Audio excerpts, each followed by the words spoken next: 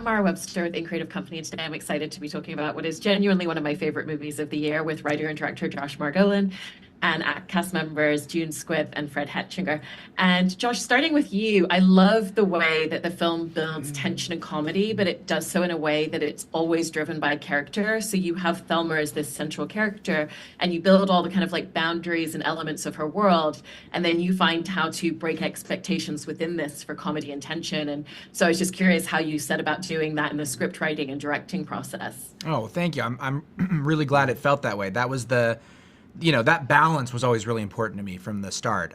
And to me, it was always about making sure we're in Thelma's perspective, and the movie is moving with her in a sort of sincere way, and not kind of looking down on her in any way, or punching down or poking fun, because we want to both mine comedy and tension and thrills and fun from her outing.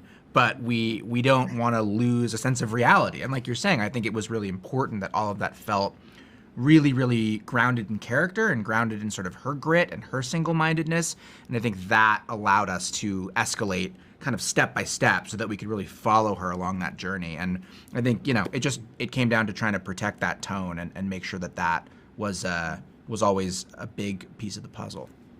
I love that answer. And, to that point as well for you, June, because so much of that is driven in your performance.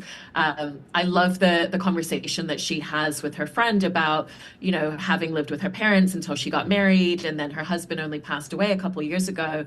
And so she's had this space of living alone for the first time in her life. And even though there's little moments of loneliness, she loves it and wants more of it. And I was interested in how you really used that idea of like wanting to retain independence as such a driving factor for all of the different actions throughout the film. Well, I think it's something that's very important to her, is that she wants to be her own woman. I think she loved her husband, but this is kind of great to be on your own and, to make your own decisions, not having to ask him, or what do you want to do, darling, and all of this. And I think that she thrives really in this. I think she's such a strong woman, and she probably didn't always have a chance to show that she was a strong woman. Absolutely. And Fred, with you, there's kind of almost like a heartbreaking theme with your character and the way that he views himself. There's a moment very early on where he says, I'm not really sure what my selling points are right now. And, you kind of get this idea that he has a really low opinion of himself. And through this relationship and sequence of events with his grandmother, you kind of see him find himself a little bit. And I was interested in how you kind of created that arc and a little bit of self-discovery for him. Thank you. I think there's a relationship with the parents that is so.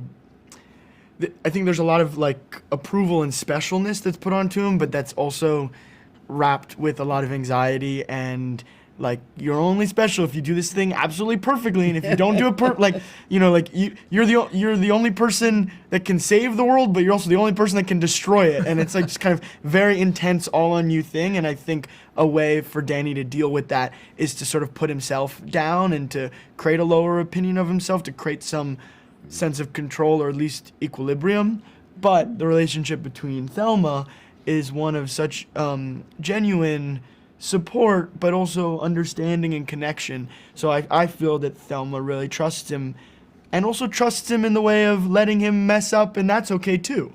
I think when she says that it's going to be okay, she means it in the long run. It means like, you're going to come out all right. Yeah, you're not perfect at all times. No one is, but you will come out all right. And I think that is what means so much to Danny and inspires a sort of more grounded long-term confidence. It's so great. And Josh, and coming back to the filmmaking as well, I love the way that you're able to create a lot of hilarity and comedy in the way that you kind of create that sense of action in the film, where, there's very action-driven music composition, but all of a sudden it's actually just June sitting at a computer trying to figure out how to close a pop-up ad banner. And I was interested in how you said about using different tools like the sound design, like the music composition, and even particularly the camera choices that you create. And at the same time, maybe it's just a character slowly bending down and rolling over a bed. Totally, yeah. I think it was all about subjectivity. It was all about trying to tap into the feeling for her of going on this journey. And, you know, whether it was in the edit or I mean, music honestly was a huge part of music and sound design. Both were huge parts of that in terms of trying to find ways to just prick up the feeling of danger, the feeling of stakes, you know, trying to zoom in on these little moments and these little things that sort of present these great challenges and treat them sincerely and give them actual stakes. And, you know, the music has a pretty heavy lift in terms of needing to both be able to kind of take us from these naturalistic family comedy dramedy moments into these kind of, you know, higher octane action sequences, even if they are just closing a pop-up and trying to, you know, get to her in time. And similarly with the cinematography, it was, you know, my DP David Bullen and I talked a lot about taking, you know, tools and tropes and patterns from action movies and being like, okay, how do we make this really kind of intimate and everyday and simplify it, but still get a similar effect out of it, where you can still feel, you know, the motion in the camera kind of can still create a feeling of tension, but we're just kind of doing it at our pace and our scope and scale. So it was always a balancing act. But I think, to your point, all three of those are you know, our composer Nick Chuba, you know, worked incredibly hard on the score, and I think it did a lot of heavy lifting there as well. And with that in mind as well, June, you know, obviously you have so many great moments in the film, and I know that you wanted to do any of the stunt work that you could by yourself, but then also at the same time, you have these sequences where you're still building that same level of suspense for the audience, but sitting at a computer. And I was interested in just the juxtaposition of filming such different scenes with the same intention. Well, I don't know. I guess I just thought of it with each scene as its own entity. You know, I don't think I thought in terms of that. You sort of played the reality of Yeah, each moment. Each scene, you know, was important. And the computer thing, I had never used a full computer. I had used an iPad and a phone. So that was a little dicey for me. That wasn't all acting. You skipped that era. I skipped the whole computer thing. And so that was, I just sort of went with what I knew, which was very little about the computer. And June and Fred, one of the scenes that I love between the two of you is that scene towards the end when they both go to Thelma's husband who passed away, to his graveside. Oh. It's such a beautiful moment, and I know that for both of you, that was kind of a scene that you had a lot of anticipation around and kind of kept revisiting in the scripts. Yeah. And so I was interested for both of you in just looking at the journey that they've both been on throughout the film, what felt really important for both of your characters to bring forward in a scene like that. Well, for me, it was just saying you're going to be all right. I just felt, I have a son, and I just felt that this was the most important line in the script to her, that she could do this. She could make him feel good, you know. And I just think that scene is so beautifully written. I mean, her babbling on about all the graves she owns. I mean, who owns graves? That was Talk to my grandma about I it. know. I own graves. I own graves in Bad Day, Illinois. But I mean, You gotta own a couple yeah, graves. you have to. But I mean, that to me was so beautiful. There were so many things in that scene. When I read it, I just said, "Oh, I can't wait to play that. I can't wait to get into that."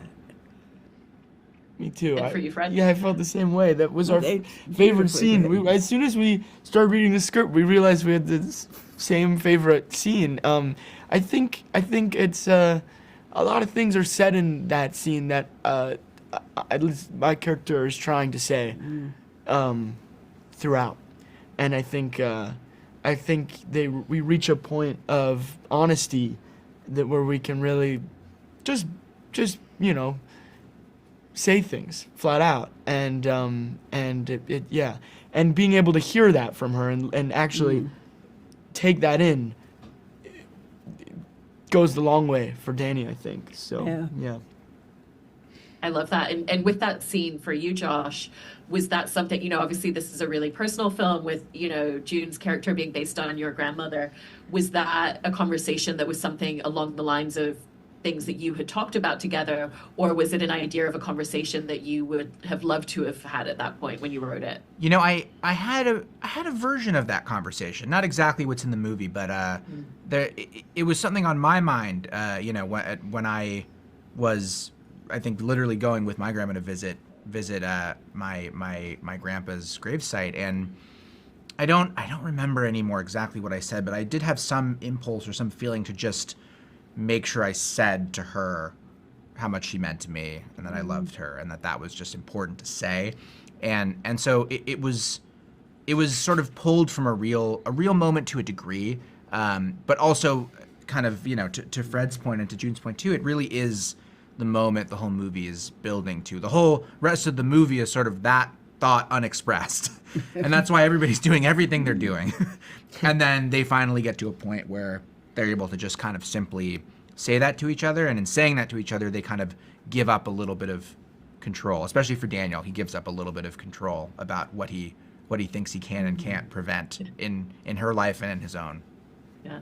And one of the other choices that I wanted to ask you about, Josh, is, you know, when we have the moment where Thelma goes in to confront the potential hackers, she goes in alone at that point, and I thought it was such a great moment for her to really just do that so independently. And I was curious about the importance of a choice like that narratively for her character. Yeah, to me it was really important that she both steps in and kind of owns that moment on her own, but that she also has backup, that she also has been there with her, even though he's not in the room yet, and eventually, you know, he may or may not show up. To me, it was that balance, once again, that was important. It was giving her a moment to really own it and you know, to confront him, which is what she'd been after. And also letting her do that with the sort of the wind at her back that is Ben, and letting them, you know, be a duo in that way. So yeah, I think it was important to me on both counts. Yeah. And lastly, for you, June, I wanted to just ask about filming that confrontation sequence, because there's so many great moments from her anger and her frustration, the sympathy that she feels for this guy's grandson as well, just looking at how their dynamic is so different to her own. And so what was your experience and the things that you felt important to showcase in Thelma for that sequence? I don't think I thought in terms of, I think I thought, God, Malcolm's good. And he was. It was just such fun doing that scene with him. And I think we both worked basically the same way, and Josh let us. We both just sort of see what's going to happen. And it was kind of, I think we both enjoyed it. I think Malcolm enjoyed it, and I certainly enjoyed it. You got to go toe to toe. Yeah, we did. Yeah. And I loved when I had a hold of his oxygen and he couldn't breathe. I loved that. And that was written in the script. That was not my idea at all. It was his. But I just think that's so great. I got him. Yeah, you got him. I got him.